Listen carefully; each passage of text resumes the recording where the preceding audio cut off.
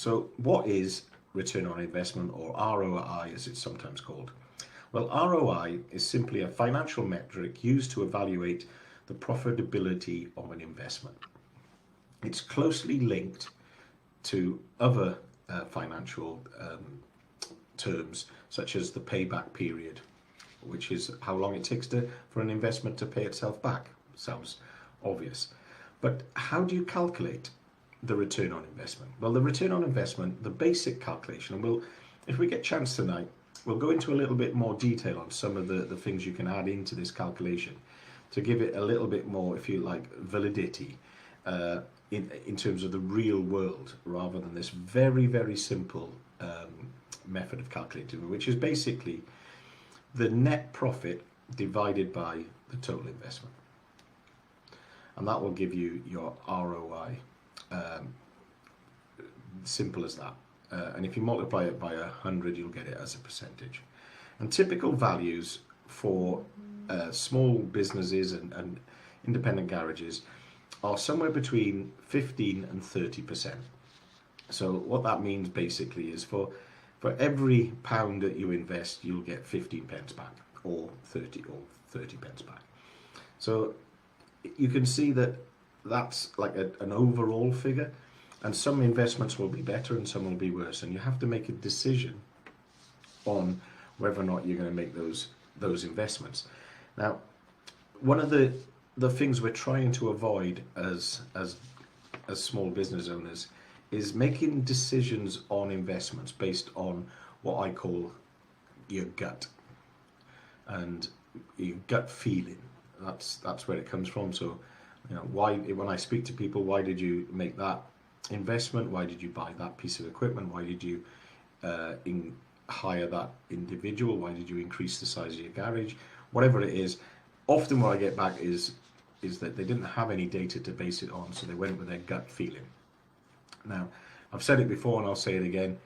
Gut stands for given up thinking, which just basically means that you didn't give it that much thought and you just made a decision without really thinking about it. So we want to get away from making gut feeling or decisions based on guts, and we want to make decisions based on reliable data.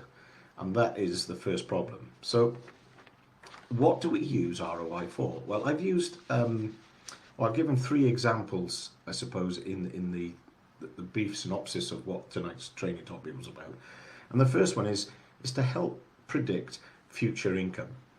And these are sort of a very useful way. So especially if you're looking at a financial decision, they'll often ask you for some kind of financial forecast if you're going to borrow money and they're looking at your business individually, and you say, well, I need to borrow this money because it's going to bring in this sort of revenue, and that will give them an idea of what the future income will be. And you can do it for a specific project or a specific investment, for a piece of equipment, for a member of staff, or you can do it for the garage as a whole, and we'll come back to that in a second.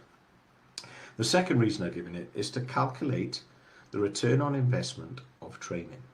And when we discuss this is quite difficult. And how do we understand why we should send ourselves, if it's yourself as the business owner that wants to run a piece of training, or members of your staff on training? What is a method of calculating ROI on that? Because it's incredibly difficult, and we'll look at that in a second. And the third reason for understanding and calculating ROI is basically to make better or more informed decisions when it comes to investing. And if we get a chance, we'll have a look at maybe a couple of examples of that.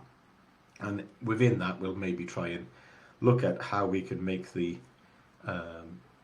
simple formula for ROI a little bit better. So let's start with the first one. Knowing the ROI of an investment helps you make or predict the future, or predict your future income, which is the number one reason. And the first thing that, when you consider ROI, when you're making any kind of investment, the first thing that it does is it gets you thinking about what it is that you should be improving within your business. Because what I would, if I was in a position where I was about to make an investment and I had some choices of what I should invest in, what would I be looking to do is invest in the thing that fixes the most within the business, which gets me, solves the most of my current business problems. Instead of thinking about what I possibly a simple solution to something, I might be looking at stuff in a more sort of, in a bigger way, in a more macro rather than a micro way. By that I mean I'm looking at the bigger picture instead of the specific thing or problem that I've come across today. So we often make a sort of an investment decision. Let's just take the example of air conditioning, because I always love using air conditioning as an example. So what happened in this fictitious example, and this will be the sort of thing that starts a investment decision making process off. A vehicle turned up, required a regas, and it had the newer gas in it, and we've only got the machine that does the older gas. And we couldn't do it, and we turned effectively a job away. And because of that, the owner of the business is now deciding whether or not to invest a reasonable sum of money into a new piece of air conditioning equipment. So that's like a scenario that I'd like you to consider as we go through everything that we talk about today. So if that rings any bells with you, if you're thinking, well, yeah, that's, you know, a typical kind of scenario, that's how I've made decisions to invest in equipment in the past, then hopefully I'm sort of, because it's definitely what's happened to me in the past, hopefully I'll be on or talking to people who've made decisions like that and have wondered whether or not they were the right decision. So how can you predict future income? So let's say this machine, and we'll just use a round figure, is £5,000. Okay, and we're about to spend £500 of the business's money on an aircon machine because a job came in today and we couldn't do it, and therefore we turned that job away. The first thing I would ask you to consider is, could that £5,000 be spent somewhere else within the business that would have a greater impact, that would improve the business more so than an air conditioning machine? Now, I don't know the answer to that, yeah. But what you would want to do next is you would want to create a model, and a model of, let's use, you know, the air conditioning example as our example. Let's use that, and we're going to build a model based on the number of times or the number of vehicles that come in with the new gas, and how many times we've been asked for the new gas, and we're going to try and predict from that model the income the new machine's going to give us. Because what will happen all too often, if when you go to buy an air conditioning machine, and I'm speaking here from a position of experience because I used to sell them, I could often persuade a garage to buy the machine when I explained that one bottle of gas charged out correctly would pay for the machine. Therefore, the return on investment was effectively very high. Yeah, and that's not true though, is it? Because you might have that machine 20 years before you've used that bottle of gas if you don't do a lot of aircon jobs, and therefore buying an air conditioning machine based on one job that you couldn't do was probably ineffective when the ramp in the corner that's used all day every day is falling apart and is about to fail its safety inspection. Now you can see why we want to start to make more informed decisions, and that's the first one.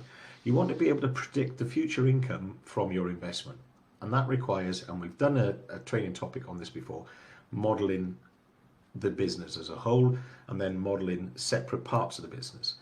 So if you think about it, how quickly would you burn through or lose £5,000 of income due to the fact your ramp was broken, compared to the new air conditioning gas, and this was the first time you've been asked for it? And the typical car that comes in, you've done a little bit of research at this point, and you found out that 1 in 10 vehicles has the new gas, and air conditioning isn't something that you do a great deal of in your business. It's not something that you promote as an exercise. However, just about every vehicle that comes in, that's 10 out of 10, goes on that ramp. Can you see how the predicting future income and thinking about when you make an investment is so important? And that's why return on investment calculations are so important, because the first thing they get you to do by asking you to predict the future income is they get you to think seriously about your business and they make you think more business-like about a decision. Even if at this point you still want to buy an air conditioning machine, all's good, because we'll get on to the second reason for doing an ROI, and that's calculate the ROI of training. So when you go on training, okay, it's seen quite often to the business as a cost. There's the cost of the actual training, there's the lost time if it was during the working week, and there's hotels and other expenses that the tech or the business owner probably went out when they stayed in the hotel, had a meal, a couple of beers, and you may have bankrolled all that, or you may not have. But the price of the training isn't just the course, is it? Let's be honest. So let's say the price of going on air conditioning training is around about £1,000, which we've now added to the £5,000 of the cost of the machine. Now we've got a £6,000 investment. So we've got the investment in the machine and the investment in the training. Which one has a greater ROI? And I'd like you to think about that. And I've paused deliberately there because you can't probably put a number on the ROI of the training because it's incredibly difficult to do. But what you can put a number on is if the training makes you more effective or the training made you more efficient, you can put a number on that. For example, if the technician or the business owner, if the business owner went on the training, is now able to do the work quicker, he is becoming more efficient. If you are now more confident in doing the job and you can book more of those jobs out, you're probably becoming more effective. If your aircon diagnosis goes up because you understand air conditioning systems better, you're becoming more effective and more efficient. You can see how you can start to look at how you can get an ROI of training. Now, I believe that if you select the right training that the right people need at the right time, that the greatest ROI in your business is probably investing in your staff. And the great quote, wasn't it, by Richard Branson, is when he's asked about training, he said, someone asked him once, what happened, what's the worst scenario? What I find is the worst scenario is I train someone up and they leave. And Richard Branson said, actually, the worst scenario is not training them and they stay, because they remain inefficient and they remain ineffective. And they're actually costing you more than the training in the first place. So that's how you calculate the ROI of training. You look at your effectiveness and the efficiency predictions, and you can be really conservative, maybe 2 or 3% more efficiency from training and 1 or 2% more from effectiveness from training every time you do a training course, and that will make a huge difference to your bottom line. So how do you use ROI to make more informed decisions?